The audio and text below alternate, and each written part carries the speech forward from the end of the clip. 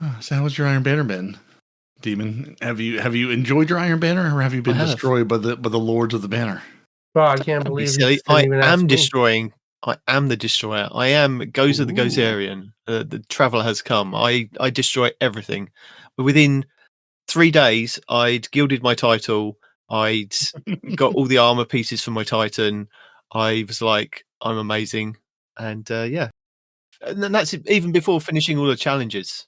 And now you've retired at the top of your game. You're like, I'm done. There's nothing else here for me. No, I now need to do it on my Warlock and my Hunter to get the armor pieces for those as well. Yeah, the armor pieces, I think I almost have a full set. I feel like I'm missing... I don't know, I'm missing something. There was something where I was like, they haven't dropped, because I've been trying to keep them to remember which ones I've actually seen. Before we get started on talking about like Destiny stuff, we need to get in the hot tub again. Oh yeah, which is nice. Banner boy, cold. Come on, I'm clicking my fingers. Bring me my drinks and snacks. It is below freezing, so hot tub sounds great. Yeah, well, I mean it's hot tub just below your waist, so because you need to keep the armor on the top part to keep you warm. Exactly. Yeah. Microphones don't really care for being submerged either. No, they're not fans of it. Respawn. I need my drinks and my snacks. You're not getting drinks or snacks. You might want to talk to Renard Calant. He seems to have a surplus of cheer wine, so talk to him. He has all the cheer wine, and maybe all the cheer. Well, as soon as you're not going to be helpful, I'm going to start the show, and then we can talk about Destiny. Welcome to Two Titans and a Hunter, a Destiny 2 podcast. Dedicated in bringing you all the latest information, news, and opinions. This is the best show for new and veteran Guardians alike, where we share tips, tricks, and tools to help you succeed and enjoy playing even more. So with all that said, let me hand you over to your hosts, the Triumph Hunting Titan Nitedemon, the pink-panted pansy Peroty, and your Hunter Master Ranger, Mr. No One Respawns in Real Life! Well, nothing. I mean, y'all didn't even ask me about my Iron Banana shenanigans, so I'm a little butthurt about that. That's because we need...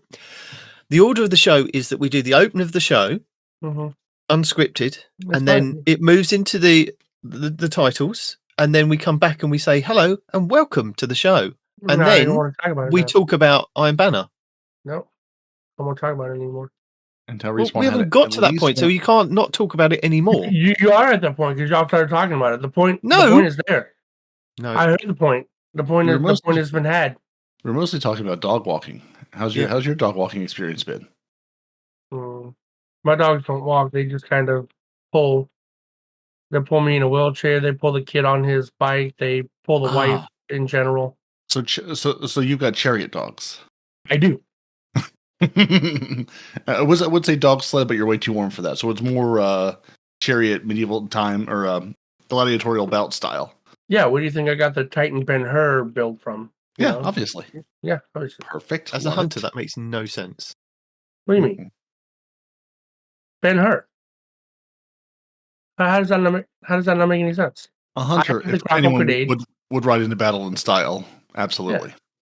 I lead the Titans into battle. I use my grapple grenade to ride them like a horse chariot, and then they take all the damage, and I come in for the kill. I don't see how that doesn't make sense. That absolutely tracks as a hunter. I don't see how you don't see that. No. Okay, well, that is your opinion, and it is an incorrect one. So sorry about your bad luck, pal. Walking up his classes, that's why. So welcome to the show this week. We're here to talk about Iron Banner and the dev insight for the perk weighting issue, which Respawn is going to give us a breakdown, piece by piece, of what happened.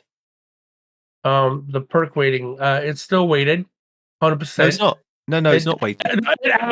Bro, look, do not tell me it's not weighted. I have rolled at least 20 rolls of this damn sidearm, and most of them are the exact same two perks of the freaking where you hit constructs, whatever the hell that one is, and oh my god, don't even give me started. Are you same two perks.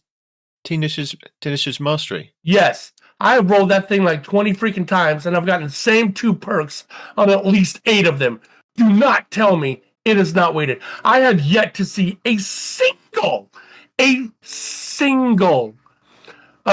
chill clip roll on any of them. I've just deleted one with chill clip. Any of them.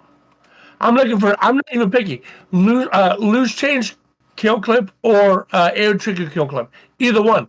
I'm happy with either. I haven't even seen a chill clip roll aside from the one he physically gave us. And you telling me it's not weighted? Shenanigans, sir. Shenanigans.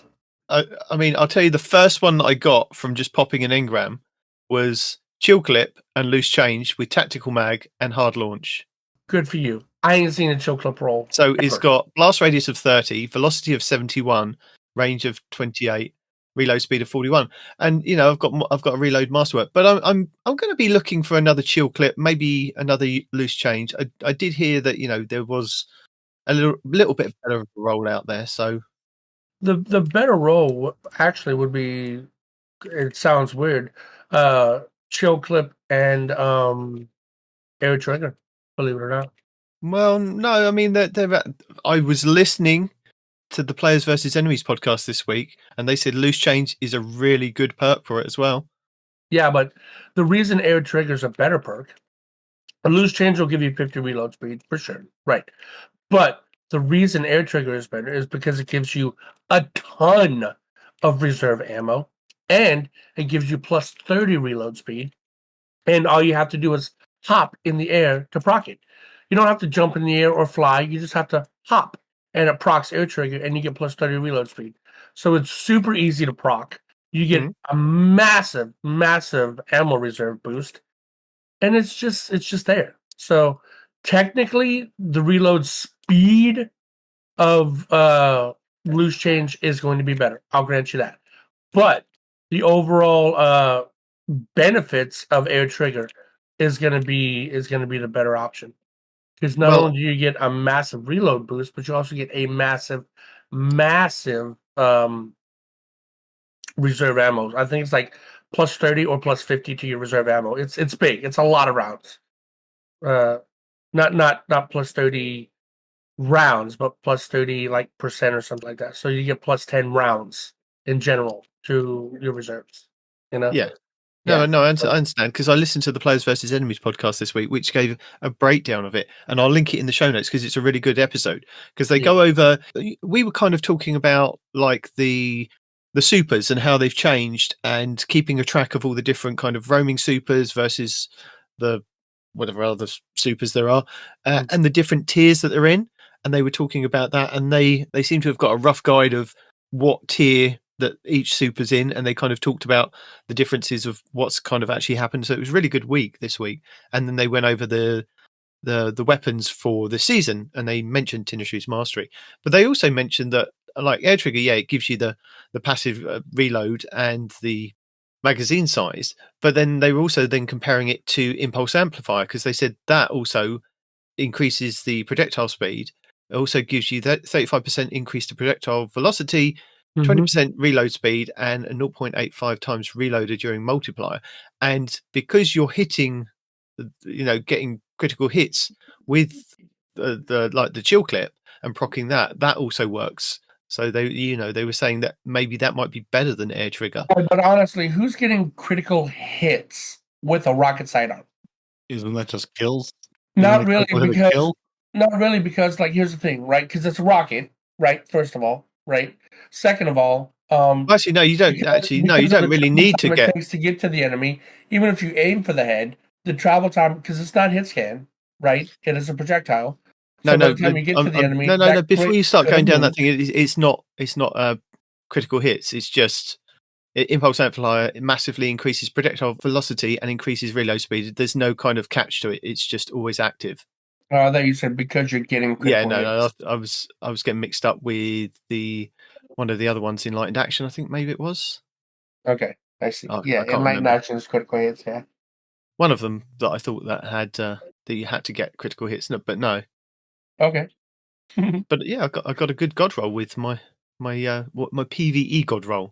'Cause it's no good. Congratulations, me. It's no good for PvP, but it's the origin None of trait them they were wasn't good talking for about. PvP. I was looking into that. This gun is not a PvP gun. No matter what No, role no. you get, rocket sidearms in general are not PvP Yeah. guns. And then No. they were saying about the Skulking Wolf perk, which is just like a PvP perk, makes no sense on this weapon because it's not really a PvP weapon. Like, Yeah. okay. We put it in the PvP mode so you can take it to PvE, like sensible humans. Yeah, I mean, I understand if you wanted to put it because it's an Iron Banner weapon. Yeah, sure, put the PvP perk on there. But yeah, I mean, how many other Iron Banner weapons have a secondary perk or just something else for that frame, right? Why doesn't this one? Why does this one have that sole perk and nothing else? I A don't couple of them understand. only have that soul perk though. Yeah, I mean, I guess, but Yeah, the Claws of the Wolf, the Archon's Thunder, can't remember what else. Yeah, there was a couple of them that came along that just had that perk, Wristwalker, the shotgun, Lethal Abundance. But yeah, the Multi-Mac has the 2 perks, it has the field-tested origin trait as well.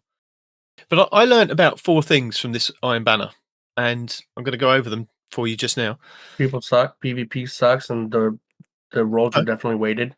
Yeah, I got you. So I've reset my Iron Banner rank. I've got my emblem. I haven't done all the challenges, but I've done all the pinnacles for it. So I just need 2 more games, and then I've done 18 games for one of my characters. I've played other games for the other characters because the last pinnacle and challenge came out last night, so haven't done that yet. But what I've learned in this is that the new Iron Intent armor set, fantastic, love it. It looks amazing. Doesn't have the Iron Banner perk on the armor. So the Iron Lord's Pride, which is the perk for all the other armor pieces, which grants a chance to receive an enhancement prism as a reward at the end of the Iron Banner matches. And each piece of armor that you wear with its perk increases the armor chance of receiving the enhancement prism to a maximum of 4. So you can have the 4 and your exotic, and it gives you a higher chance. These new pieces just don't have it. And I'm like, that makes no sense. So people have now got to grind Iron Banner. They've got to go to the focusing decoding and look at the legacy gear, grab a legacy gear item which has the perk on it, and then use the transmog stuff to put the new stuff on the old stuff. I feel sorry for people.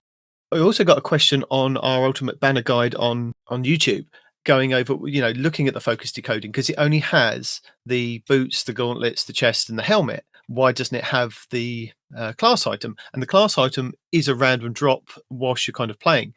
And I think as long as you go from 1 to ranks 16 in Iron Banner till you get to the point of resetting, you're guaranteed to get at least 1 piece of each all the way up.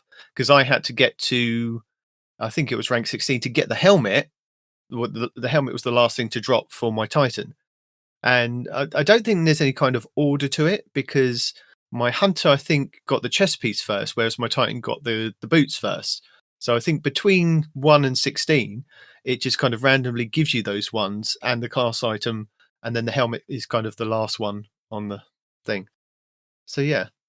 What else did I learn this week for Iron Banner? Oh, Iron Banner mementos. I've got a stack of them. How about you guys? Not one. Not one. Not Not one one. single memento. Not a single one. I am half. I'm at rank 6 of my second reset, and I've not received one even memento. once, so that might be why. I'm only like No. like I think Peroty will. 4,000 in or something. I don't know. No, I think Peroty will tell us that there's a tweet that's been out. I think it came out yesterday, wasn't it, Peroty? There sure is. We're investigating reports that Iron Banner mementos are not being awarded to players upon completing all Iron Banner challenges. Updates will be provided when available. Yeah. So like late, 15 hours ago as we record, so like late yesterday. We'll let them off because you did have Thanksgiving though. So no one's getting them. Yeah, so they're able to be like, "Yep, we're seeing this. No one's around to fix this today, but we'll let them know to look into it." Monday they'll be back. Honestly, it's Bungie and it's Iron Banner and it's mementos. Are we shocked that a memento isn't working? I feel like that's the legacy of mementos in this game, is they just don't drop, or they drop incorrectly.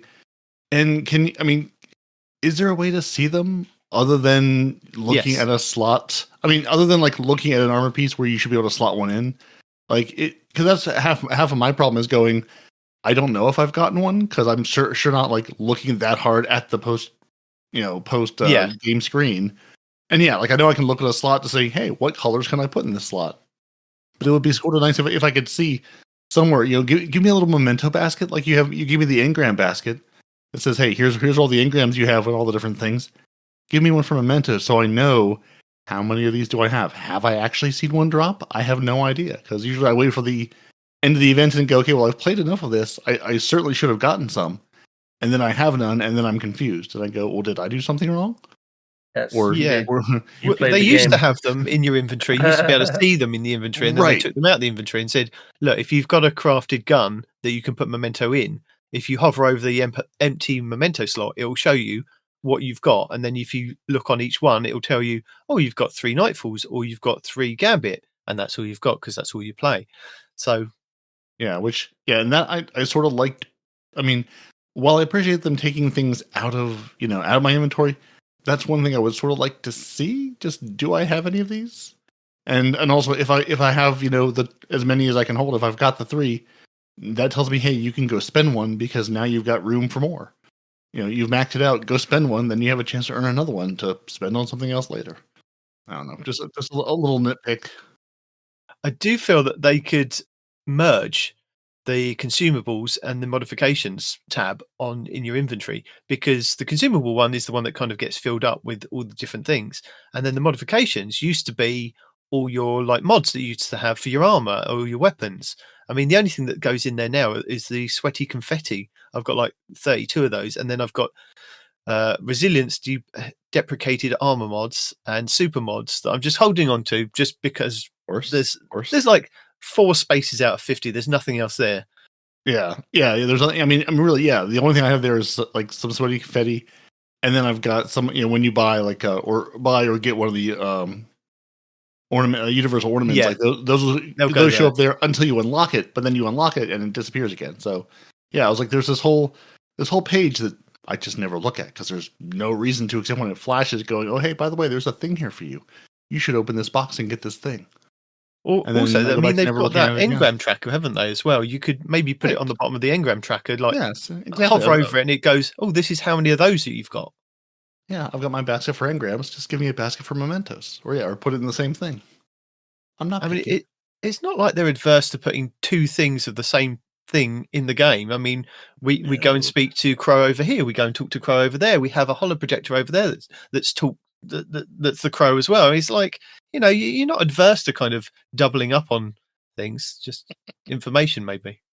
Talk to Ido at the holo projector, and then talk to Ido standing next to the holo projector. Yeah. And then talk to Misrax at the holo projector, and then talk to Misrax standing across from the holo projector. You put your right foot in, you put your right foot out. We were inspired by the Hokey Pokey for this season. No. I will give credit where it's due, though. Will you? I will. Okay. This Iron Banner hasn't been completely awful, but I think it's mostly because HurriKane helped me put a build together that was very specifically for PvP, and I kind of stumbled upon guns that really didn't make any sense to me, but for somehow work for me.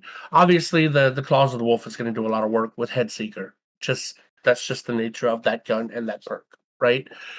But Unending Tempest with Demolitionist and Adrenaline Junkie doesn't sound like it would work, right? It doesn't. The perks don't matter. What does matter is I have 94 range on this submachine gun.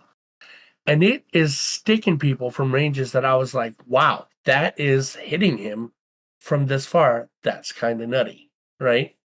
So, with those 2 guns and then the build that I was given, Iron Banner hasn't been completely awful, And I was actually coming in second in the lobby quite often using this build. And this is me we're talking about here, right? This is the non-PvP player here, averaging like 6, 7, 8 kills a game, topping in at like 25, 26, 20, 30 kills a game, So huge difference.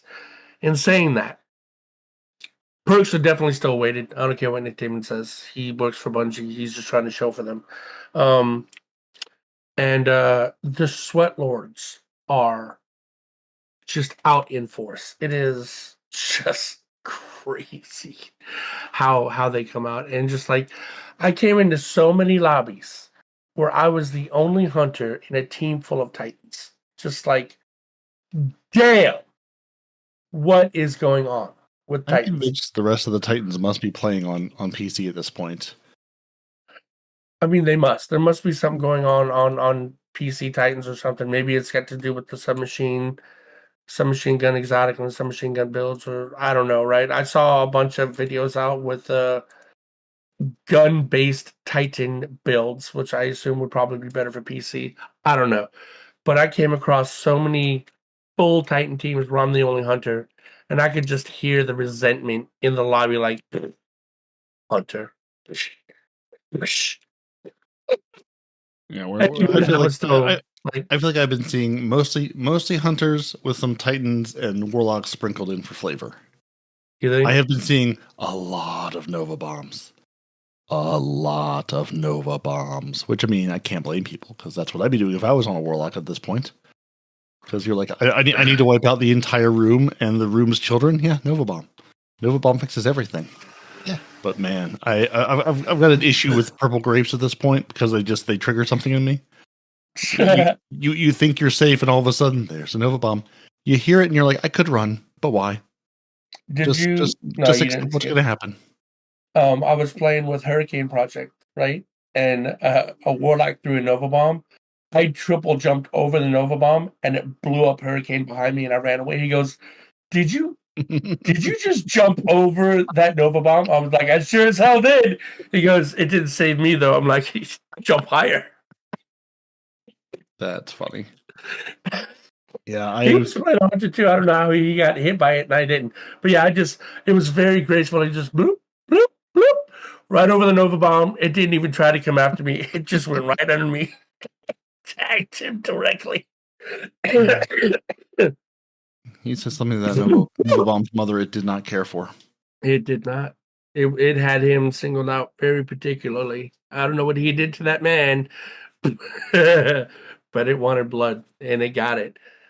But it does feel like ranking up is really slow. I've got all the armor ornaments except for my exotic, of course. I've got the banner, and I've got a weapon. So it shows that I've got 505 Mm-hmm. and a banner. Yeah. And I've played hours and hours and hours of Iron Banner, and I still haven't What rank are you? leveled up. You know, why am I only like I don't even know what it's like. Hold on, let me check. It's like 3,000 or 4,000 rep or something like that. Hold on. It is 4,300. That's all I got. You know, and I've played a lot this week just because I'm trying to get this damn sidearm. You know, at one point in time, I had, I think, 18 Ingrams. You know, so I mean, 18 Ingrams right there shows you I've played at least 18 matches, and you don't get an Ingram every match. So I played more than that. You know, Yeah. and I'm only at 43, 34, and I'm just like, I thought like you were supposed to get like a lot of experience to level up, and I'm not feeling it. So am I You have to win tripping? matches, you get more. I have been winning quite a few matches, you know. Not every match, of course, but I've been winning some matches for sure. Yeah? Yeah. What was the name of the submachine gun that you've been running? Some Tempest. Unending Tempest. Unending Tempest, yeah. Ah, okay. Yeah, All the other Unending Tempests I've gotten, even ones with like range masterworks, don't come close to this. I don't know why this one's got like such ridiculous range. I think it's full bore. Full bore and accurized rounds probably has something to do with it. But 94 range on this monstrosity. And then I enhanced it and then put ballistics on it, which increased its range and stability even further. So it's got a great deal of range on the submachine gun, and it's like it is steady too. It's a 600 rounds per minute submachine gun, and it says it's only got 39 stability, but it doesn't move when I fire this thing. Like it is like really, really level whenever I fire this thing, dude. And I've got no kind of perks for for stability on this thing at all. So it is a little nutty. Now I have one quiet moment, which increases reload speed and handling when out of combat. That doesn't really help. Nadir's focus, sustained fire, increases accuracy and range. Ooh, I should have put that on there. I wonder if that would have made it even better. Yeah, I never even noticed that trait. I've had one quiet moment on this whole time. Well, that's gonna make it hit even harder or further. I mean, but yeah, so that submachine gun has been working very, very well for me. So if you guys have that and you have like really good range on it, if it can help a player like me, I'm pretty sure it can help a lot of different people. So give it a go. That's Well, basically what I'm getting at. last week, the only reason I asked is last week I just randomly I was playing Crucible, and I jumped into a Crucible match. I couldn't get whatever the featured mode was last week, so I just ended up dipping out of like the queue for like 10 minutes and going into regular control because that was a lot faster. And I happened to use I think it's just a random well drop from Echoes, and it's the Yarovit MG4. It's a stasis like primary submachine gun, 900 RPM.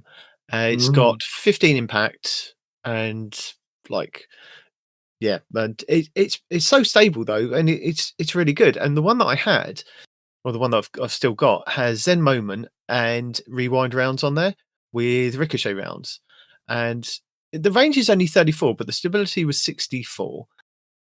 And it was just putting in some work. I was getting a kill, and then the rewind rounds were reprocking to give me Yep. more to then continue to keep hitting the next person. And I was like, this is amazing, because the Zen Moment was working to I don't know what I had in my build. I was like a monster in this PvP match. And I thought, I'm gonna take that into Iron Banner next week, and I'm gonna see what I can do in Iron Banner. And it's been fantastic, and I've been using mainly just all purple weapons. I haven't. Every now and then I've gone. I feel really guilty. I've got all these exotics. Let's put an exotic on, and still not really using the exotic because I'm just using the legendary weapons. And I'm like using this Yarovit, which is fantastic. And then I found I had another one in my inventory, which has the collective action, which is collecting an elemental pickup or throwing a strand tangle, grants a longer initial period of increased damage and improves stacking period of increased damage. So the elemental pickups are the fire sprites, the void breaches, the stasis shards, the ionic traces, and strand tangles. And on a stasis titan, I can create those like shards so often and get them tracking to me with like the aspects and the fragments. So my build has kind of been to put is to have my Behemoth Titan with the Howl of the Storm. So when I slide, I activate my charge melee to get the stasis crystals, hit them or shoot them, and that will give me like the overshield as well, because it gives you the stasis crystals to come and track to you. And then the Tectonic Harvest, which is shattering the crystal, gives you the frost armor as well. So I'm getting frost armor as well as getting all these shards. And then I put on the Hoarfrost Z, which is the chest piece that then replaces your barricade with a wall of stasis crystals. So I'm constantly getting crystals. I look like an absolute madman because I'm throwing my grenade down and getting crystals, and then destroying that, and then getting these little shards, and then using my Yarovich, which has the collective action, to get the extra damage on.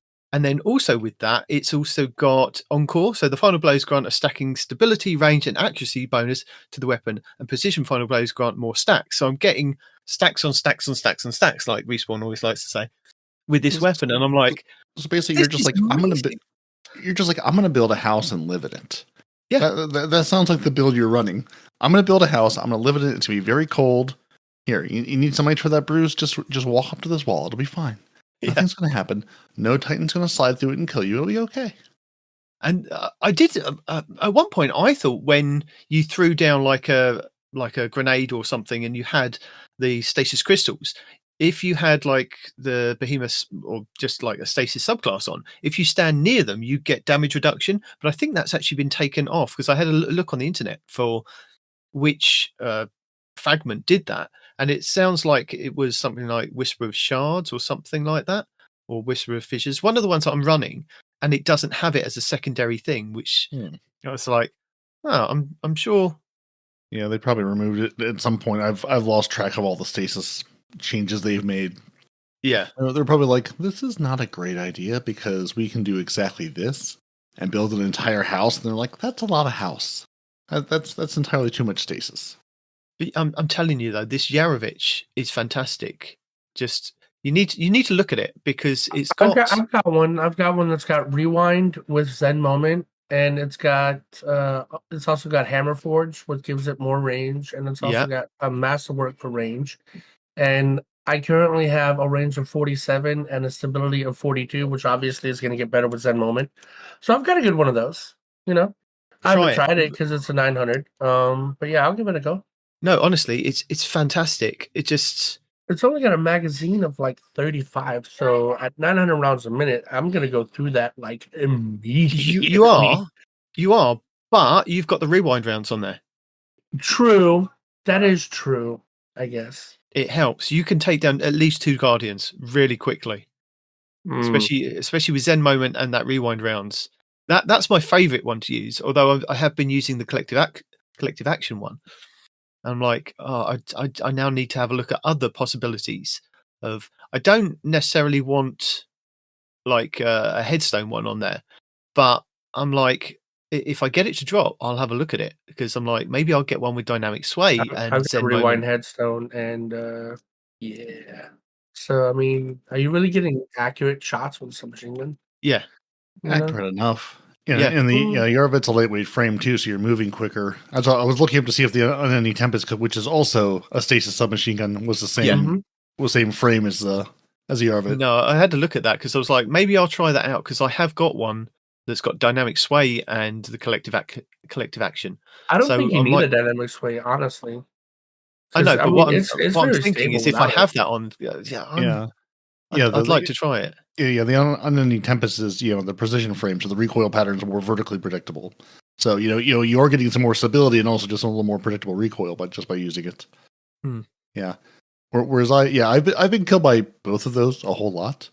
I just gone back to my very predictable. I'm going to run the Kvastov, and I found an old Jorum's Claw that I had in the vault with moving target and head seeker on it, which is just recoil direction 100, 39 in the mag. It's just stupidly predictable and precise, and I can just sit back and say, "You have a fancy new pulse rifle. I'm gonna bring back the pulse rifle from many years ago," and I feel like I'm just 3-tapping people from range. It's a beautiful thing. It makes me happy. I'm actually like winning gunfights or trading gunfights that I have no business winning. I have no business coming in here and killing you. I'm like, hey, I got you. That's what's important. You don't claim the zone. Speaking of gunfights, going back to the pulse rifle Claws of the Wolf, right? Yeah. Because there's so many sweaties and they love to just crouch spam, right? The head seeker perk. I always aim for the chest because, as I've said on stream many times, I suck at aiming in PvP. For some reason, in PvE, I'm good at aiming, but as soon as I'm going up against another person, it just goes out the window. Don't know why. Maybe I choke, whatever. But I can't aim in PvP. So because I can't aim in PvP, I aim for the body because I know I'm going to miss a headshot. So because I naturally aim for the body, the head seeker rides up anyway. And then the crouch spammers are all like, "Oh, I'm gonna crouch spam." Oh, so you're gonna put your head where I'm already aiming?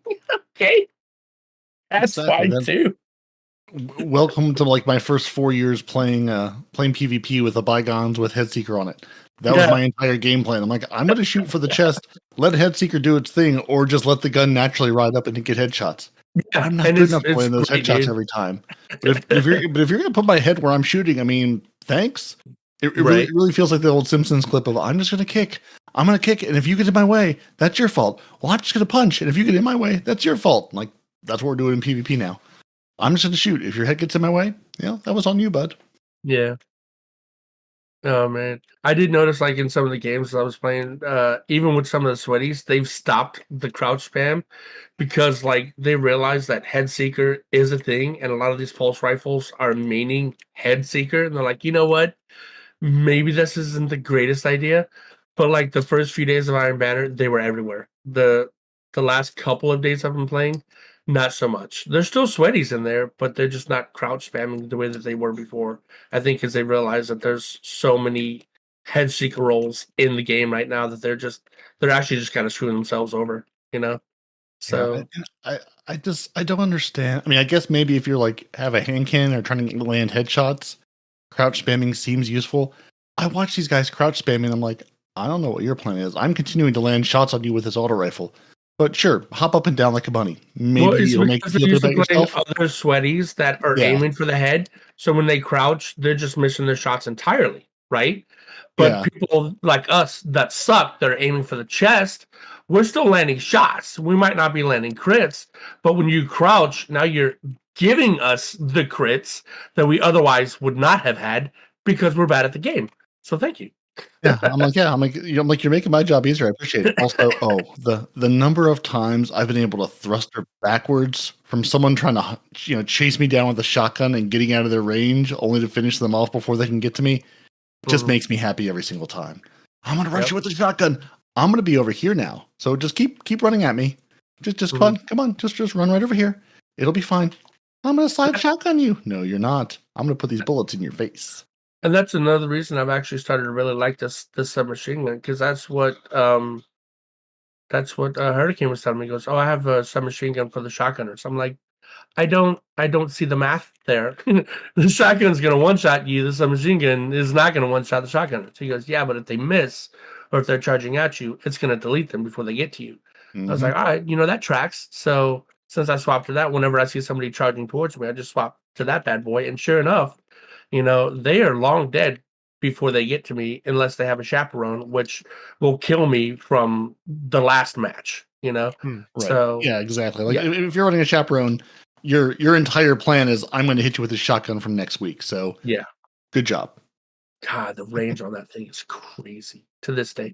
And I get it; it's an exotic, so I'm not upset about it. But and it's also a precision. So again, I'm still not upset about it because you have to have the skill level for it. But good lord, when I see that shotgun icon appear and those guys are like in their spawn and I'm in my spawn, I'm just like, that's upsetting. Mm-hmm. It shouldn't be that way. And now I'm very butthurt because of this. But I get it. It is what it is.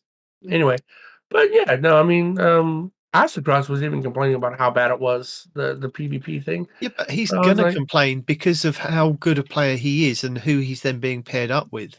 but not because of the skill level though. That's what I was getting at. He's talking about the lag. He says this is the laggiest Iron Banner he's ever been in. But I haven't experienced any lag. No, I haven't. And I don't know HurriKane what he's was talking talking about lag too. Yeah, HurriKane and Astacross were both talking about how laggy it was, but I haven't experienced it. And I'm like, am I the lagger? Is it me? Is Again, that why I'm not experiencing Yeah. lag? Because I'm the lagger? I think he has to look at where he's playing. I Yeah, mean, I've- console, yeah, I've the- never had. I mean, Destiny 1, yeah, there was always a little bit of lag and bullet bending and things. With Destiny 2, I've never, very rarely, one person bounces across the map and I'm like, whoa, what's that all about? Yeah, And- yeah. Like there have been in the last couple Iron Banners and stuff. There's been like a person here and there that are clearly just lagging out because they're just bouncing all over the place, and they're not in the same realm of reality as the rest of us. But overall, yeah, like I can't. I think it was when they made like one of the big round of changes. I remember seeing a whole bunch of lag in PvP, but then it was kind of like a one and done. Like they were like, yeah, we're seeing some lag, we're gonna fix it, and then really haven't seen it since then. And yeah, I do kind of wonder if there's just like the range of connectivity and the range of hardware people on the consoles are playing with. I wonder if that's just like there's less variation there between the guy on the worst PC and the guy on the best PC versus everyone on console. You're basically playing with the same hardware. Yeah, maybe you're hardwired or Wi-Fi, maybe your connection's a little bit faster than somebody else's, but just the range of variables maybe a little narrower. But yeah, I haven't seen, other than the one guy bouncing around in a lobby from now and again. Haven't really seen a lot of that. I see. Yeah, I wanted y'all's feedback because I haven't seen it Yeah. either. And Yeah, I've heard people yeah, I mean, talking about it. I don't see it. yeah, I mean, granted, I mean, we're a sample size of 3, and we are not by any means PvP mains. So, I mean, just like everything else, your mileage may vary. There's, yeah, and I think some of it is, like what you're playing on, what lobbies you're in, what time you're playing. if you're sitting here in London town or the east coast of the U.S., there's enough people around probably all the time that you're not going to have too hard a problem finding people. But yeah, who knows? Bungie knows. Bungie remembers, and Pepperidge Farm remembers. I'm sorry, I don't know where that came from. Pepperidge Farms remembers.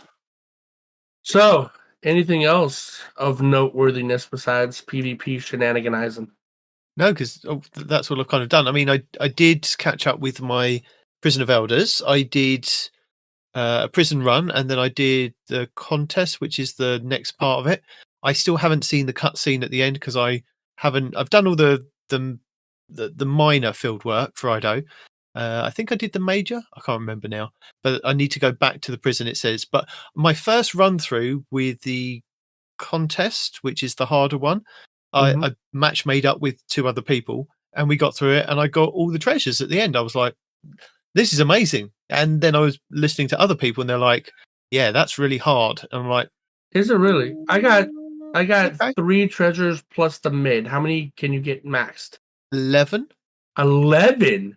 Okay, we didn't. I was gonna say I've been through it once again with a group of just 2 randoms that I hooked up with, and I didn't hook up with them at the beginning. I just joined it, and they were already through. I don't know, part of the way through it. Yeah, I wonder how you do better because I think I got like we were doing really 5. good. I think I got like 5 or 6 chests at the end. Yeah, And I think there's loot. I think there's 5 at the end. I mean, don't correct me if I'm wrong, but I think there's about 5 in the treasure room at the end. But then, as you're kind of going through, and the warden greets you as you plant the flag to carry on going through. Those? Right. That you get 3 each time you get Yeah. through. If you've got warden's favor times 3, I believe. So Yeah. I think if you do that twice, you get like 6 chests from there, and then the 5 at the end, so you can get 11 in total. And there's so much like loot that kind of dropping. Okay. But the funny thing was, what I've noticed, and I think I did see, it might have been a Cheese Forever video or somebody else that was talking about doing this Contest of Elders, is that when you're running through and the warden's giving you his favour, or he's getting upset with you and he's taking away his favours, if you get up to warden times 3 and then you kind of continue going through the prison, it gets harder and harder for the challenges. But what they found to do is if you fail one of the challenges before you go to, I think, the boss room, it gives you another chance to get warden's favour if you chase down a prisoner in between. Now, what I was seeing was that we were failing this second challenge. I think these 2 guys knew what they were doing. We were failing the second challenge, so dropping back down to warden's favour times 2. And this guy was like Usain Bolt out the door. He was so fast to chase down whoever he's got to get. And then by the time we got to the next room, we were times 3 again. I was like, this is amazing. So they knew what they were doing, and yeah, it was good fun, but it's not as easy as that my first kind of run through. So I think I had kind of rose tinted glasses on for continuing doing that in the next couple of weeks. But it's on Banner, baby. With the new math that you were just describing, on every room between the 2, I got 3 chests, except for the first one. I think we got 2, right? And then at the end, I had the main chest and then 3 surrounding it. So I don't know what that math adds up to. I don't know how well we did, but I didn't know anything about any challenges. I didn't even know I was in the challenge mode, right? I saw challenges like, oh, chill touch. If you get hit, you're slowed or whatever, right? I just thought I didn't know what the fuck that meant. I'm just playing a game, right? Yeah, because reading is hard, and yeah, we just went through it. And I got a bunch of loot, like a lot of loot, and I was like, cool, this is pretty fun, and it didn't seem that hard. Now, to be fair, I wasn't trying to chase challenges because I didn't know about challenges. Maybe if you're actually trying to chase challenges, maybe that's when it gets difficult. But I still feel like we did fairly well, despite me not actively chasing like challenges and whatnot. So okay. we still got, like I said, 3 chests in every servitor where the servitor's just hanging out in every one of those rooms, minus the first one. We only got 2. Yeah. But I mean, I don't know. It didn't seem that bad. I can't remember if it was true. I'd have to look back. I think I recorded it for the show. That I got a golf ball at the end on one of the chests. So it's like going. I think when you did the coil and you got like the top rewards in the coil, you got a golf ball each week. So there is a good reason to kind of go and do it. But yeah, apart from that, it's just been Iron Banner for a good couple of hours each day for 3 or 4 days, and yeah, I've just been really enjoying it. It's been good fun. Mhm. I know I'm probably in the minority for that, but I don't care. I mean, you are, but in this time, I'm not going to give you crap because I don't think it was awful. I don't think it was fun. I think it was tolerable. You know, Come back to me next week when it's tribute, and then we'll have a conversation about whether it's fun or not. which one's tribute? Gambit. That's when we separate the Mm. wheat from the chaff.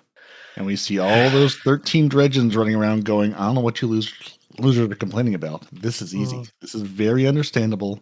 I don't understand why you can't figure this out. No, it's the not rest like of you that don't seem to It's understand. not that we don't understand it. It's the fact that it's You refuse to do it. yeah. Why are you guys getting upset that the moats are getting stuck on the ground? Don't you know that happens? Just get over it. Keep going. Yeah, exactly. Keep moving. These moats above the ground, come on. Blessed. Hashtag blessed.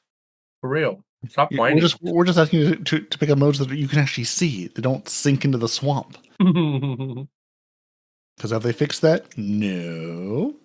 Still an issue. Are they going to fix it? Probably not. No. Gambit's not real. Mhm. The Drifter's not real. Gambit's not real. None of this matters.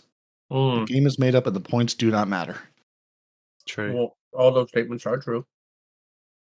So I've apparently played as much Iron Banner as Respawn has, because I'm sitting at like 4,500 something points. I don't know how many engrams, because I just check at the end of Iron Banner because there's nothing I need to collect during it, and I haven't gotten a single one of those new Tinasha's whatever drops yet. No, So- you have to get it. You have to pick it up from the reward track first before you can Okay. get it to drop. That would do it then. Yeah. Yeah, That's the way it's always is. I've not spoken to the man because I'm like, I'll go check it with you in a couple days and we'll see how things are going. Well, now I realize I gotta probably get my stuff done this week because it sounds like next week it's gonna be awful. I don't want to Oh, play yeah. next week. It's gonna be Well, awful. Well, it's gonna be great. You won't have to capture any zones. It'll be fine. Mm, yeah. mm. Oh dear. But saying that, I did have a look at a couple of builds. I might as well kind of have a chat about the builds now. That kind of I wanted to kind of get, like I was saying, I wanted to build like a Stasis Titan to see how well I could kind of use this submachine gun. And I was like, what builds are out there? So I had a scour through my my YouTubes this week, and I found a couple of cool builds that I think have been replicated this week by True Vanguard. I'm not calling True Vanguard out. I'm just saying that I think I saw him kind of with the same build. And I was looking at, who was it? It was Daltonix. This insane Stasis Titan build makes PvP too insane. And this is the one with the Hoarfrost Sea and the sliding and getting the things. And I thought this is perfect for this weapon with my orb generation, or like the Stasis shard generation. I'd use that one as well. So I'll link that in the show notes. Mr. Well, Ronit. that explains all the Titans in PvP, huh? Yeah, Mr. Ronit. The Behemoth Titans are now busted. The Icefall Mantle PvP meta is here. And I was using Icefall Mantles before they were like the new hotness. Yeah. But I was like, yeah, okay, I get that. And I did try and use that again. And I thought, no, I do like the Hoarfrost Sea kind of build. But other people might like it because it gives you the instant frost armor instead of kind of waiting for the shards and things. So you could try that. Don't you heal? Don't one of these exotics heal you when you get frost armor now? I can't remember, to be honest.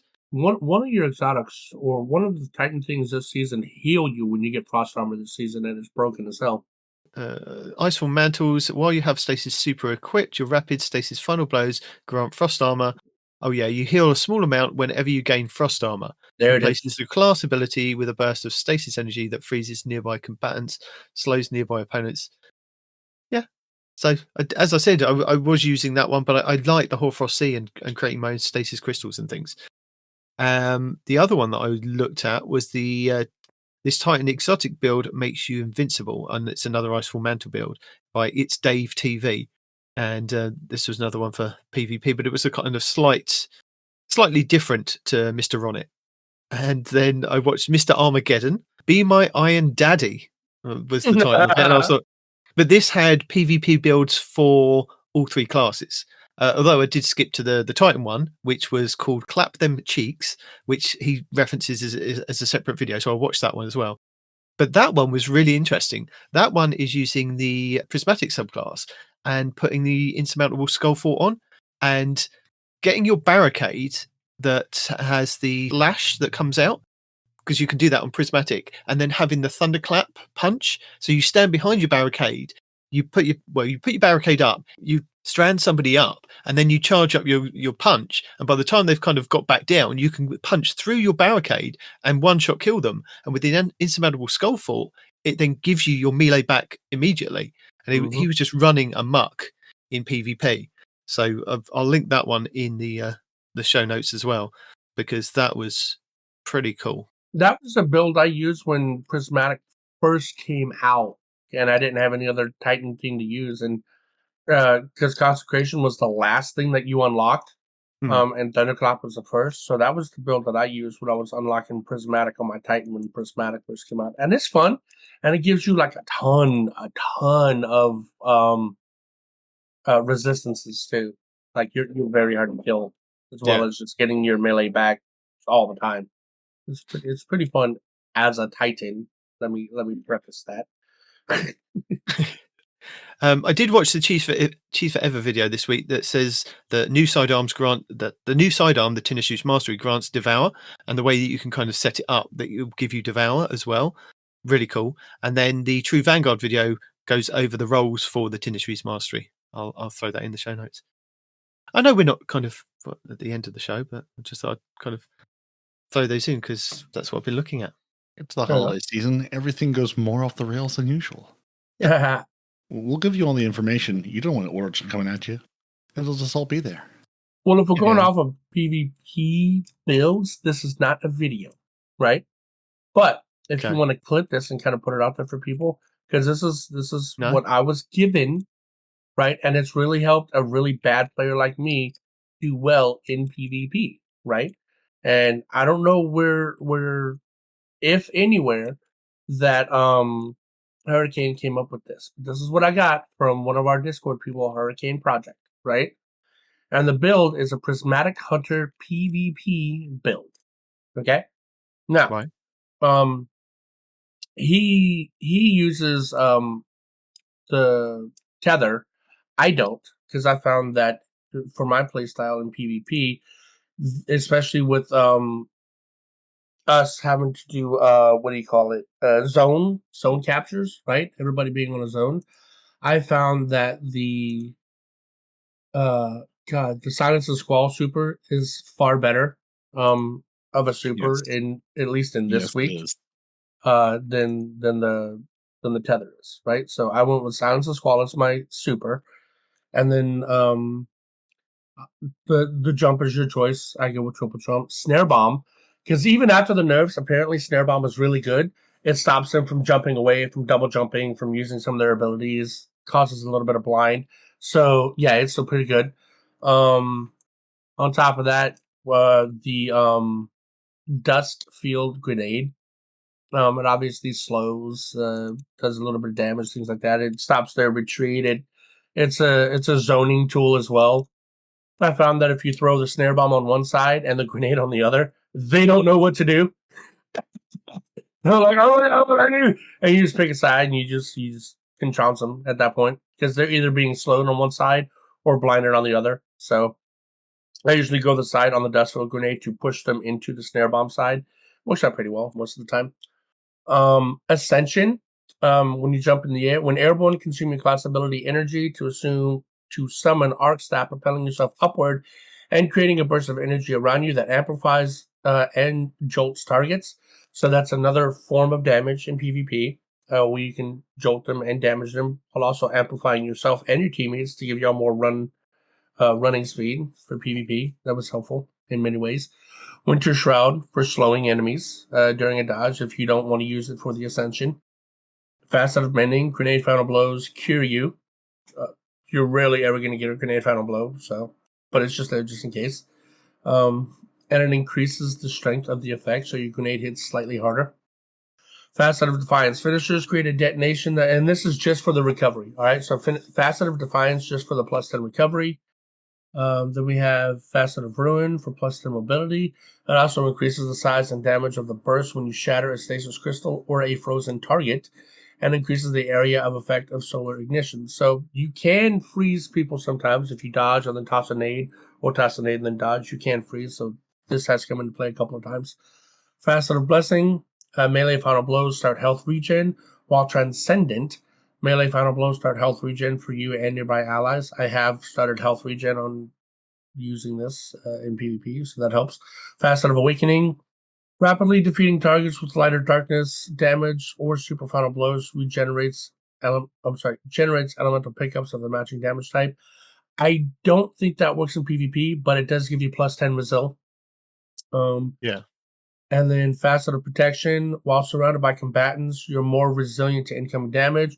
And while Transcendent, the effect is increased. I think that works in PvP, but it also gives you +10 strength. So again, some of these are just for the stat boosts, right? And then for the weapons, I went with Unending Tempest. Again, I had a 94 range on this gun, and it's super, super stable for a submachine gun. Really, really good. I also have a Claws of the Wolf with Headseeker. But if you have a Bygones with Headseeker and a what's the other void one everybody's using? Aisha? Not Aisha. Claws of the Wolf void? No, not Claws of the Wolf. I already said that one with Headseeker. LC's Rifle. LC's Rifle with Headseeker is another good one. I have Headseeker Rewind. It fires a little slow for me. I'm not that great a shot, so for me, Claws of the Wolf is better. So Claws of the Wolf and Bygones, LC's Rifle, things like that. Basically, any pulse rifle with Headseeker is going to work for you in PvP. And then Heavy is dealer's choice, so whatever you want from that point. And then as far as what perks to prioritize, mobility, and then prioritize recovery. And then from that point, you could try to get as much resilience and or super energy that you want, because you really kind of want to get your super back, especially like in things like trials. For mods, I really didn't know what mods work in PvP. You other PvP guys out there might, but I didn't. So basically, I went with a stasis targeting and a void targeting, because my primary weapons that I was using was stasis and void, right? Same thing with stasis loader, void loader, unflinching stasis aim, unflinching void aim, and then better already and recuperation, which is anytime you pick up an orb of power, which they're a lot more common than I thought they'd be in PvP. You begin to trigger health regen immediately, and the other one is you just get a burst of healing immediately. And then Void Weapon Surge, because I was using my Claws of the Wolf more than my sub. But whatever your main weapon is going to be, put a Surge mod in there. I have Outreach, reduces melee cooldown when using my class ability, because my melee is my smoke, and that smoke, like I said, is still pretty good in PvP, so get that back as soon as possible. Powerful Attraction, when you dodge, it sucks up all nearby orbs, so it helps with healing, it helps with super regen, helps with all kinds of stuff. And then Reaper, and then whatever mods you need to get the mods loadout that you want. So that's what I've been using in PvP. Helped me out a lot. Coming from a non-PvP player, it's actually been very, very helpful to me. Again, there might be a video out there for somewhere for this. Oh, and my exotic. Holy crap. The exotic is the Knucklehead Radar, right? So almost missed that, telling you all that. And the Knucklehead Radar, it has been changed recently. So it used to just provide radar while aiming down sights, but now it provides radar while aiming down sights. It also enhances radar resolution while crouched. It visually marks targets. So like if you tag somebody and they go behind the corner, they stay marked for like a couple of seconds, right? It deals more damage to low health marked targets and provides a small benefit to the airborne effectiveness stat of all weapons. So again, with the submachine gun not having a whole lot of damage, whenever these guys are charging at me and they hit that low health threshold, that submachine gun starts doing extra damage, which kills them even faster, right? So that came into play there as well. So yeah, Knucklehead Radar, super, super, super good for this build. But I mean, if you like a different exotic, it's your choice. But this is what I've been using. This is what's been helping me. And like I said, I went from an average of 9 kills a game to an average of 20 plus kills per game just by swapping to this build. So I actually recommend it. And I don't know, play around with it, see what it does for you until Bungie nerfs this, because a lot of hunters are starting to play it. And we will put a link in the show notes to the dim link of everything Respawn just described. Yeah. I'm assuming you want me to send you a dim link. I don't know how to do that. I already found it. Oh, did you? Cool. There you go. Because I didn't know HurriKane posted it somewhere, so I found it and just stuck it in the show notes channel. Okay. Even to throw in the show notes, so if you didn't catch all of that, you can hit the dim link and be like, that's what I'm trying to do. Yeah. There you go. Things are happening. I love it. Yeah. I wish I'd have known there would have been a dim link. I would have had to explain all that. Well, I mean, seeing as how he sent it to you. Yeah, okay. And you seem to have responded to it. At some point, I'm not saying today, but at some point, I have reason to believe you were aware of its existence. Yes. That's last week knowledge. We're on to this week now. That's a whole new set of knowledge to enjoy. Hold on, that was at least an hour ago, and I've slept since then? Bruh, you're asking. He's asking a lot. That RAM has been reset. That ROM has been freshly installed. That firmware is clean and squeaky. For sure. Oh dear. So this week we can talk about the dev insight, the perk waiting issue. There was a perk waiting issue if you were kind of didn't know. They found it. There's no way you get 8 of the same role if there's not a perk waiting issue. There's no way, dude. Well, maybe they missed that new one. Maybe they've done all the old stuff and they've gone, and now they're waiting for the new lot of kind of weapons to kind of come in and go, oh, well, we've missed these. I'm really wondering if there's and again, I haven't opened enough engrams since this went out, because there was definitely, I feel like if you go turn in 8 engrams in a row, I feel like your odds of getting one or both perks the same was higher than I would expect. Yeah. And I wonder if that is a separate issue that was also addressed by this, or if that issue is still remaining. And instead you should go, turn in an engram or 2, and then, at least get out of the, get out of the vendor menu and go back in at the very least, or go do something else and then turn in more to have it sort of reset. Because they sort of go into in this article, how they basically the math around figuring out, what perks to give you and how to decrypt these weapons. And I almost wonder if it's a different system that's doing that, or if it's just working in a different way. Because like when I would go with the Drifter and say, give me a bunch of bygones, I would get a lot of very similar rolls.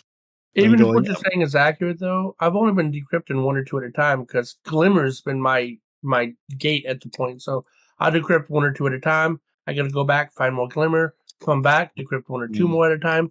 So even that's not the case for me. I'm just getting very similar rolls for no reason, dude. And a vast majority of blah blah blah blah blah blah blah blah. I just had a stroke. Let me look up the ones that I've been getting for you lately, because I've still got a couple in my inventory. They did say if you live in Florida, Floridians actually get the worst rolls. They did say that in the update as well. Okay, whatever. No, but most of my rolls have been exactly the what do you call the deconstruct with either bait and switch or one for all. Almost every single one of them. Right, yeah. So one perk the same, and the second perk often being the same. Yeah. Now probably with different different barrels and whatever.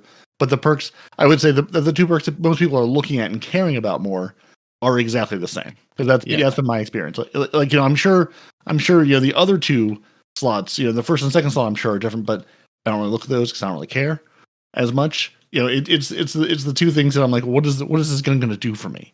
That's what I care about when I'm looking at these, and I'm going, they're the same.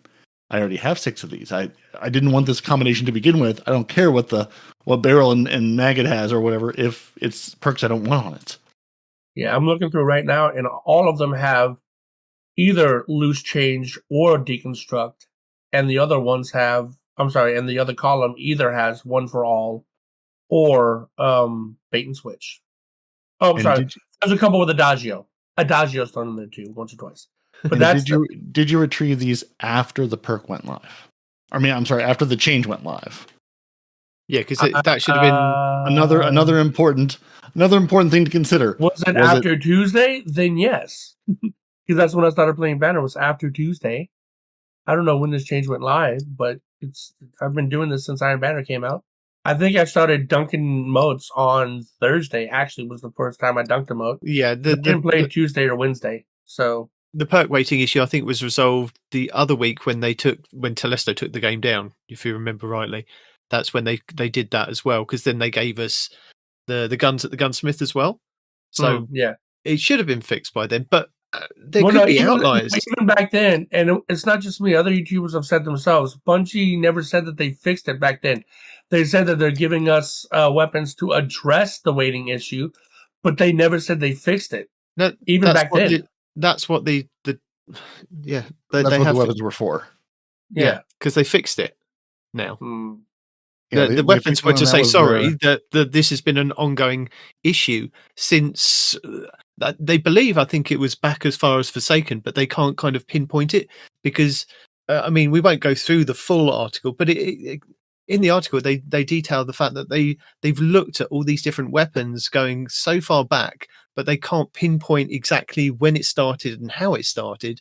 Just that it has started, and these are some of the weapons that they can kind of give us now to kind of say sorry. But yeah, there's a lot of explanation here, and I mean, I like the TV screen dot thing that we've got going with. It looks like an old CRT TV. I'm like, okay, yes. Yeah. Their explanation was basically like, we should be able to give you perks, that are random to a point, but also controllable. Like, and that's the problem is computers can't do truly randomness. It's all a set of complex mathematics. So they can, so they'll be able to, because if things were truly random, then there'd be no way to say, hey, go do this activity and get these things, because it would be a random outcome every single time. You get a random weapon with random drops, like truly random, which also means you could be getting the same thing over and over and over and over. Yeah, but if you know your system, that's what randomization is. If you know your system is flawed, you need to put things in there to balance that. Like, hey, but they didn't know. If this perk hasn't been dropped in X number of times, right, then drop it now. You put a drop protection in there. Yeah, you haven't gotten the perk, so now you're going to get the perk regardless. Right? Well, that's the thing. I mean, this system is as old as Forsaken, and they said in the article, we didn't do a deep dive into the system because it's one of the core systems of the game. There's no reason to go back and spend developer time to go look at a core system in the game if there's no reason to do so. And go back and fix a AAA title for it to do the things it says it's been doing the whole time. Why would we do something like that? Well, because there was no good, strong evidence that it was happening. Like they said in the article, it was a community, basically community building a data set and saying, we as a community are basically building you a data set going, this seems fishy. And then they talked about how they were building something for Frontiers of basically letting them doing some testing of drops and things. And they were able to tweak that script to then say, okay, let's run it through the current passive weapons and generate, hundreds of thousands of drops and go, oh yeah, like that's the first chart they shared in the article. Yeah. Was, we shared this thing and we said, you shouldn't be getting 4,097 cascade point chill clip rolls, but only 225 demolitionist surrounded rolls, just as two examples I'm pulling out of the list. Like, those numbers should be, not the same. It shouldn't be the same across the board. Out of 16,000 rolls, 16,638 rolls, 225 of them shouldn't be one thing. 200 explosive light danger zone shouldn't just be 206 of those. Whereas there are 3 other perk combinations with over 4,000. Like, it should be a little more even than that. And that's sort of the TV screen Nitedemon alluded to. Yeah, is like this chart is basically you sort of want to have a big grid and a bunch of single dots on it. That are sort of looks like like the old TV static. That looks like, hey, here's a bunch of TV static.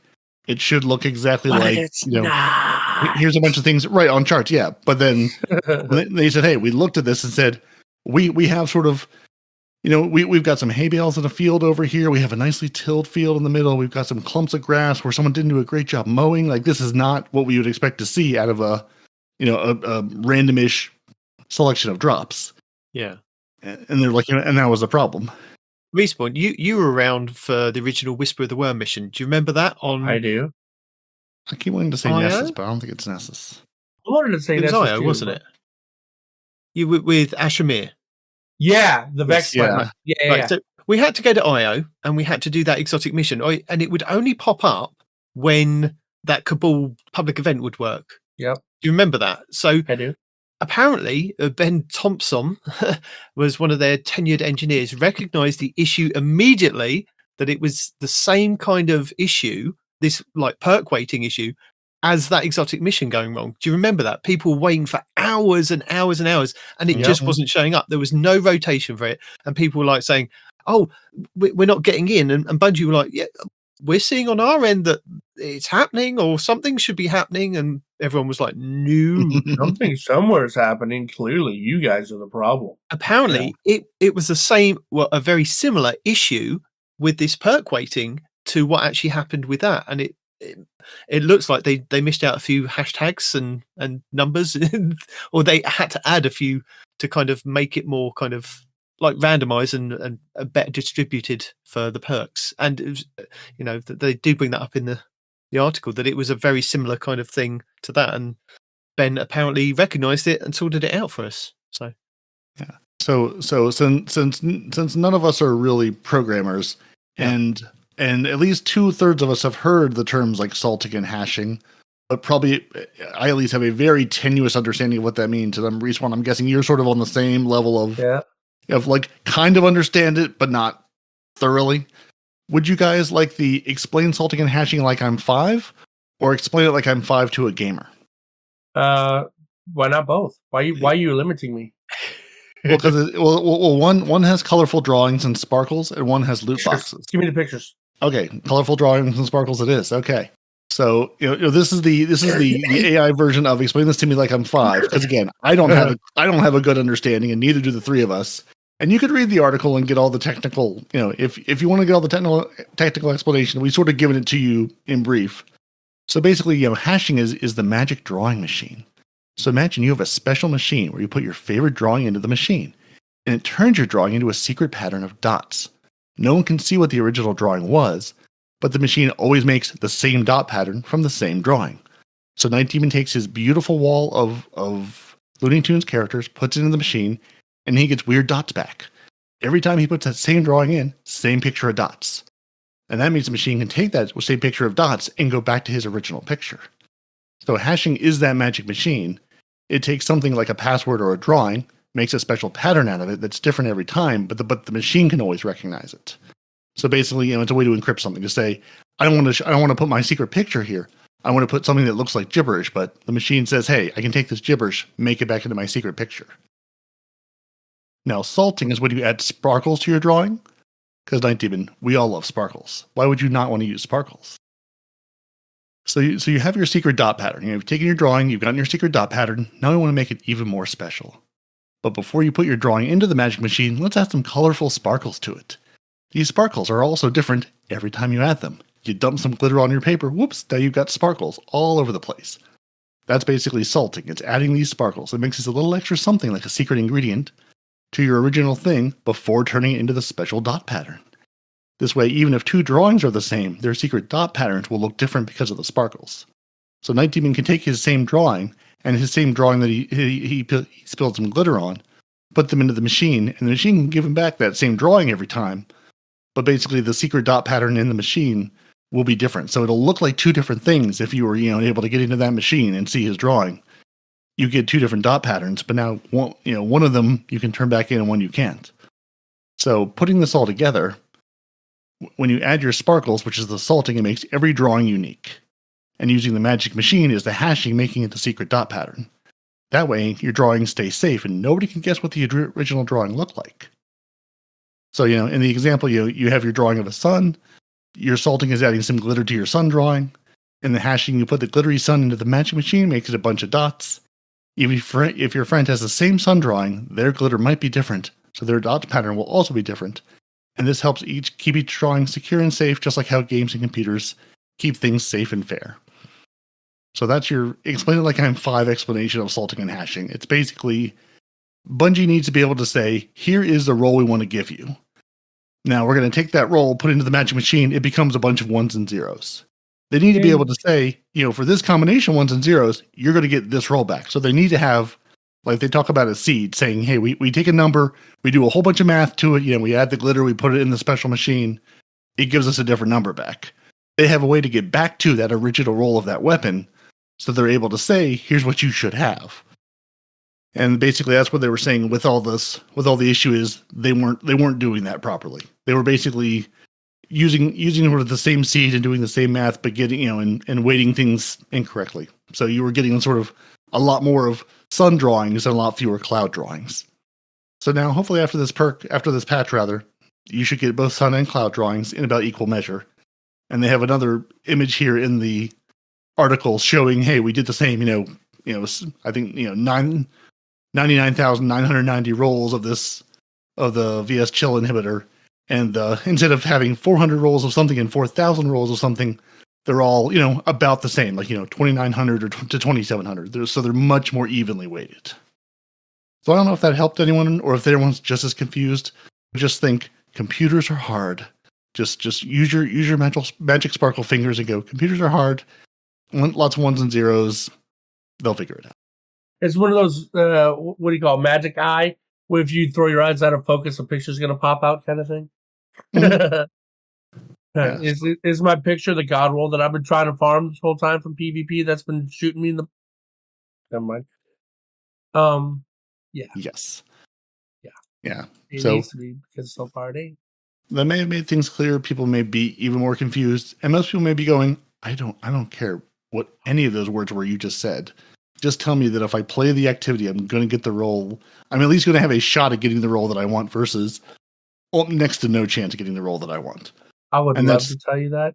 And that's the outcome is you should have, the outcome should be now you should be able to get the rolls that you're wanting. At least, an even chance is not getting them. Now, I'm really curious to see if Bungie says in a week or two, oh, hey, remember when Telesso took the game down? Yeah, that actually didn't apply to old engrams you have or Iron Banner engrams or things you already had in your inventory or anything like that. So, yeah, like I was reading over this article and I'm like, I understand this well enough, but do I understand it well enough to explain it? Probably not. And I'm not sure if the robot helped at all, but yeah. Well, no, I think it kind of helped. It helped me understand it because I was like, we can sit here and read this to people, but we probably don't know hardly anything about it. So, yeah. Correct. So, as we don't have a TWAB this week, I might as well just tell you what's happening this upcoming week with Iron Banner Tribute. Actually, it's just Iron Banner Tribute. You might as well just, I'll just say that now. Actually, I'll tell you the rest of the stuff, all the rest of the rotations as well. We'll throw that in here right now. This is your weekly rundown of episode Revenant, week 9, starting on December 3rd. The 9th week of episode Revenant sees the second consecutive week of the Crucible game mode, Iron Banner. This is normally a week-long free-to-play Crucible event, but Bungie have decided to make it a 2-week event, which means there will be no Trials of Osiris at the weekend. For the second week, the featured Iron Banner mode will be Tribute, which is a specially modified version for Iron Banner of the game mode Supremacy. Our new weapon is the Stasis Rocket-assisted frame sidearm, Tinasha's Mastery, and returning weapon is the Stasis high-impact frame machine gun, Archon's Thunder. This episode brings with it a brand new armor set called the Iron Intent set, a new emblem called Canis Lupus, and a new shader called Cruel Patina. Plus, this episode will see our first Iron Banner memento, which you can put into your crafted weapons to gain access to the shader Iron Banner Keepsake, and title of Siva's Bane. For another weekly pinnacle reward, Act 2 of episode Revenant brought with it the Tomb of Elders, and Contest of Elders over in the Last City, which can be accessed after you complete the initial steps of Act 2. Also, if you haven't already, it's worth dropping in to see the gunsmith, as he has a curated set of weapons available. From the Crucible, the kinetic lightweight frame hand cannon Rose, with fluted barrel, accurized rounds, slide shot, explosive payload, smooth grip, and handling masterwork. From Iron Banner, the kinetic lightweight frame submachine gun Multimax CCX, with polygonal rifling, tactical mag, attrition orbs, kinetic tremors, and a reload masterwork. From the Warlord's Ruined Dungeon, the Arc Rocket assisted frame sidearm Indebted Kindness, with smart drift control, tactical mag, loose change, vault shot, and velocity masterwork. From Solstice, the solar position frame shotgun Compass Rose, with corkscrew rifling, light mag, snapshot sights, slide shot, and handling masterwork. From the Grandmaster Nightfalls, the Arc adaptive frame rocket launcher Hothead Adept, with hard launch, impact casing, tracking module, clown cartridge, and reload masterwork. And from the Vesper's Host dungeon, the Stasis Rapid Fire Frame Grenade Launcher versus Chill Inhibitor, with countermass, spike grenades, envious arsenal, bait and switch, and a reload masterwork. The Grandmaster Nightfall catch-up node is available, giving Guardians the opportunity to complete their conquest seal for this episode. Also, with this node becoming available, this will give Guardians the opportunity to jump ahead and complete the rest of Act 2's Nightfalls, along with the final act of Revenant Nightfalls before they drop. These being the Birthplace of the Vial on the Throne World on week 10, December 10th, and the Arms Dealer on the EDZ on week 11, December 17th. Act 3's Nightfalls are Liminality in the Pale Heart on week 13, December 31st, The Corrupted in the Dreaming City on week 14, January 7th, and the Battlegrounds Behemoth on Nessus on week 15, January 14th, 2025. Or conversely be able to complete Act 1's Grandmasters which are now not available. Lightblade on the Throne World, Proving Grounds on Nessus, and Highest Battlegrounds Moon. Over in the Last City we have Onslaught Salvation, which can be accessed after you complete the initial steps of the opening act of Revenant. This new version of Onslaught brings with it new defences, 3 new mats, and new enemies to fight. You can select from Widow's Court, Eventide Ruins, and Kel's Grave, either normal or expert. Also, the original Onslaught has been updated to include some of the new additions. Located in the Vanguard playlist, the featured Onslaught map this week will be Mothyards, with a Fallen War Priest kicking off the boss rotation. Also available for a weekly pinnacle is the new dungeon Vesper's Host, which can be found over on Europa, with the exotic sniper rifle Icebreaker up for grabs, and a whole suite of new weapons and armour. In the Last City on the Helm, the exotic mission Encore is still available, with 2 difficulty options, normal and expert. Also from episode Echoes we have the 3 new battleground activities, Delve, Conduit and Core, with Enigma Protocol and Breach Executable. The expert battlegrounds will start this week's rotation with Core. The Dreaming City this week is at a medium curse level, which means Petrovenge can be found in the Devillian Mist and has the Oracle Engine mission for the next week. The Blindwell features Hive enemies and the Plague Kragar.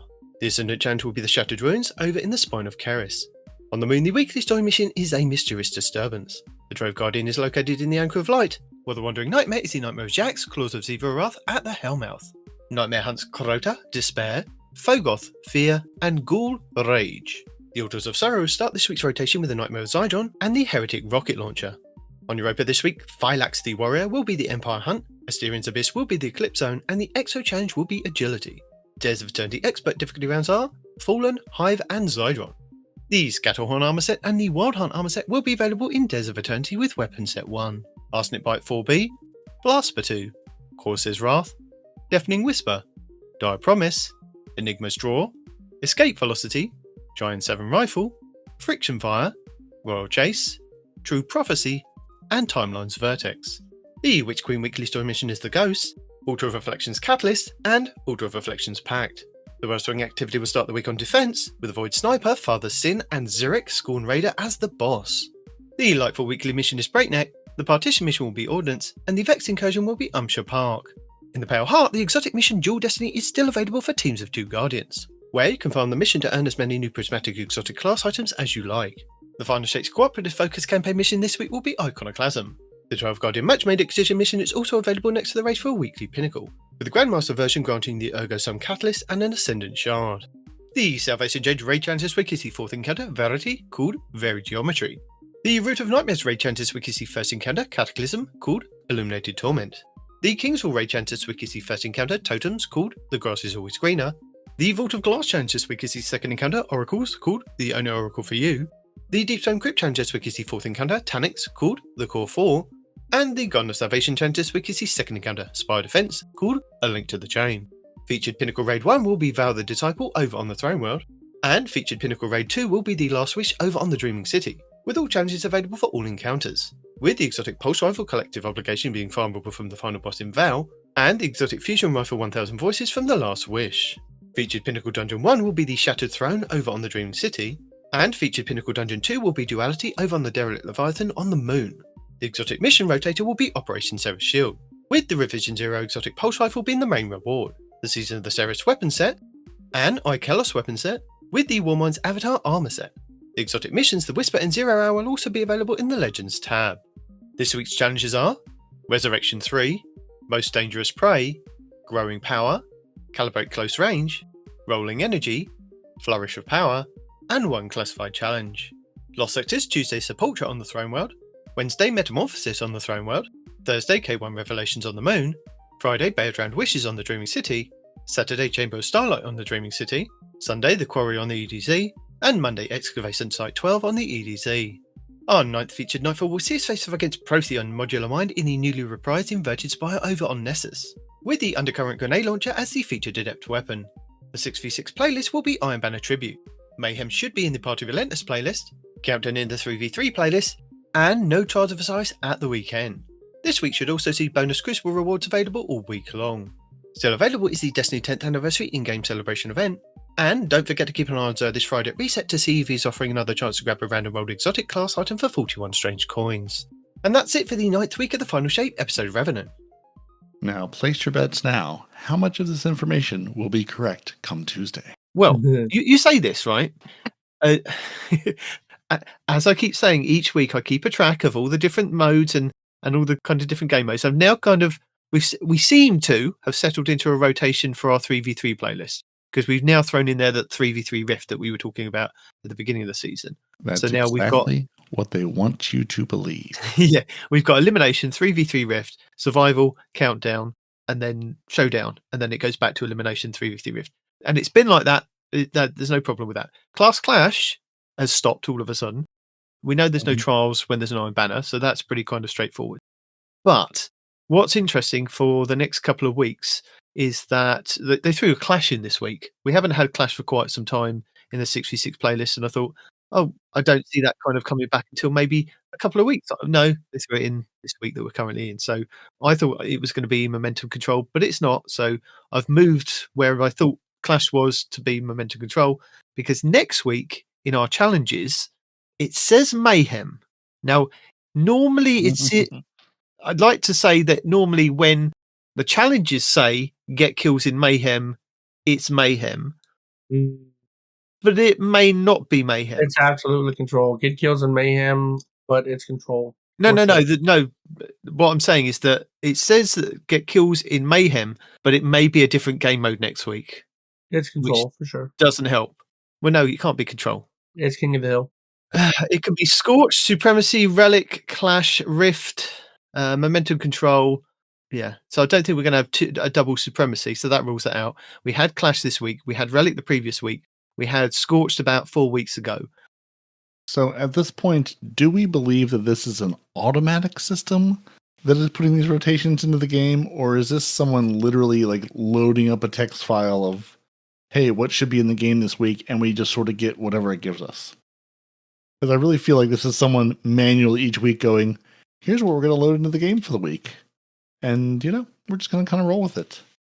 It'll be a surprise for everyone. Yeah. Yeah, and Respawn real-time follow-up, I just turned in 8 Iron Banner engrams, and all of them had chill clip in one of the spots. That's now, cool. now are these... Well, I'm trying to remember now. Are these Iron Banner engrams, are these fresh? Are these new? Or are these... I don't remember, because I have 25, and I certainly haven't played enough for 25 engrams. I don't remember how many I had that may have carried over from the last Iron Banner. I assume those get wiped between episodes, seasons. Do. Yeah. Okay, so these are all fresh. Yeah, at least theoretically. Theoretically, assuming they remember to update Iron Banner. Big asterisk there. The other reason we don't have a 12, that means we don't have a Peroty's player support report, but we may have a Respawn report roundup. Question mark. It's really just enough? There's really just two things. It's really just 2 things in show notes that I threw in there because there wasn't really enough for a full roundup. And honestly, everybody who would talk about Destiny doesn't anymore. So these are just things from Destiny directly. One that means everybody has to go redo all of their super testing videos, and the other one is just silly. And see if you can spot the error in the picture here. I bet you can. Okay, I saw you post this earlier. Okay. Yeah, the giant. This was in game. This wasn't in game, was it? This was in their game. There was one above that too that was going to make everybody go. Basically, every headline you've seen about the new king of roaming supers this week, not for long. Yeah, no, it was doing nutty damage. Okay, so be aware the issue with Sentinel's shield super melee attack doing more damage than intended. We're working on a fix targeting mid-December. We plan to reduce the current unintended damage while still leaving it higher than it was pre 8.1.5. In the meantime, we look forward to seeing your gameplay clips of bosses melting and solo flawless dungeons. There you go. So, King of Supers might not be King of Supers. It might still be King of Supers, but as of right now, the amount of damage it is doing is not intended and will be adjusted very soon. So, Where Twid? there's no twist. Why not? This week in Destiny, and Iron Banner returns next week. Act 2 is here. Bungie Store Black Friday sale. Catch the... well, I'm sure glad that this is out now. Bungie Black Friday. Guess what? It's Tuesday by the time you hear this. Sorry. Catch the Bungie Bounty for a good live stream. Probably already over. And getting your hashtag D2F hashin. That was all that was all last week, Twid. I was trying to prompt you to read the other tweet that is in there with the two images to see if you can spot the issue. That was last week? Oh. Yeah. Because where Twid respawn? Where Twid? Okay, no Twid today due to Thanksgiving here in the US, but our sandbox team wanted to share a few silly images with you all. Dragons, Gasp, and our Tiny Wish Ender. See you next week for our regularly scheduled blog. So they have a Dragon's Breath that is the size of a tank. And then they have a Wish Ender that's the size of a gauntlet. So they're playing with weapon sizes in the game, and apparently you're not allowed to be a part of their raid team unless you have a giant Dragon's Breath. So sad panda. I want one. But do they respawn? Do they what? Did they name both of those weapons accurately? The Dragon's Grasp and the Tiny Wish Ender. Well, I mean, the Dragon's Breath is the Dragon's Breath. Which Dragon's Gasp? Which bow is that man holding? That's not the Wish Ender. I see what you mean. I see. No, it's the Wish. I forget the name of that. Wish something, but it's not the Wish Ender. It's the bow that he's holding. Wish Keeper. Yeah. I was gonna say, but you already said the name. Yeah, it's the Wish Keeper bow, but they're calling it the Wish Ender. But it's itty bitty. It's itty bitty. Honestly, I would prefer that size, considering how much damage it doesn't do. Yeah, the Wish Keeper bow is definitely in scale to the amount of damage that bow puts out. And I think the Dragon's Breath is also properly scaled to the amount of damage it puts out, which is perfect. Well, since they've adjusted the ignition damage, yeah, I would say that's probably accurate now. I would just love to see a clip of that, I assume, Titan holding that giant Dragon's Breath, firing it, and getting launched backwards. Bungie, can we have that as a clip? That would be beautiful. What's the Looney Tune with the what's his name? Wile E. Coyote, right? Where he's got a giant rocket launcher and he fires the rocket launcher.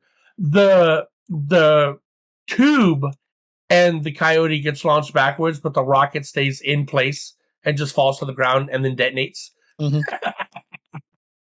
Bungie, this is what we'd like to see.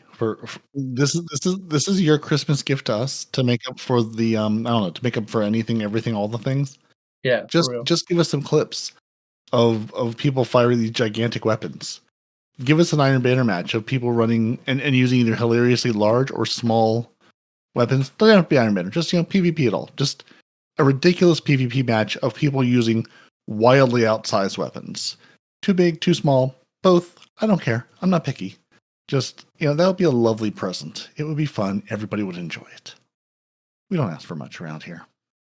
Well, we ask for a lot, but, Well, I've exhausted all of my Ingrams, and now I have to go back into this PvP hellscape. Well, I'll join you. Don't worry about it. We'll join you. We'll come and play. But before we go, we need to thank the patrons because they always need to be thanked because they're amazing.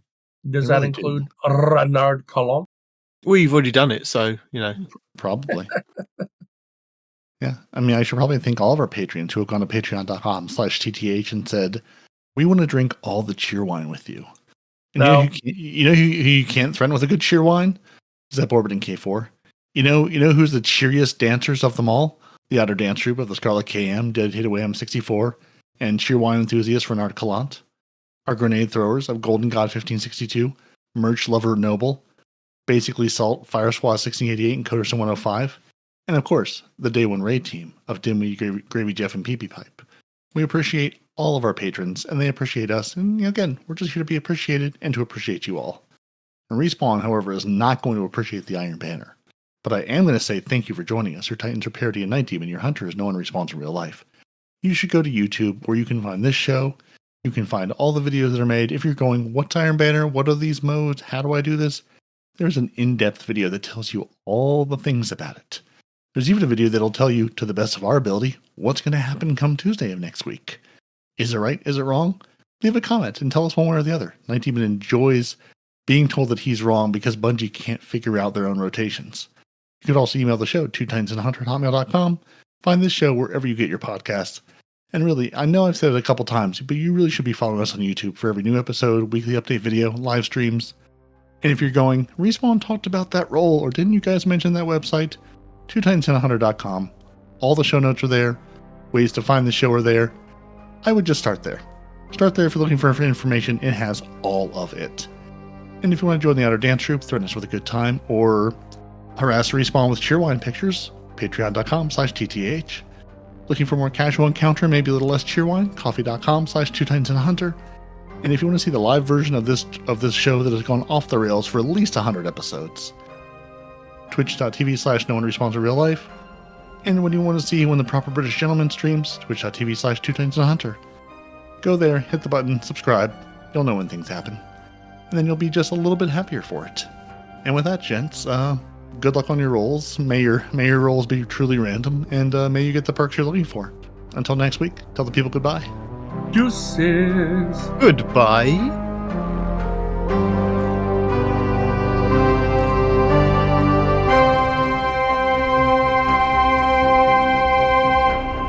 Two Titans and a Hunter, a Destiny 2 podcast.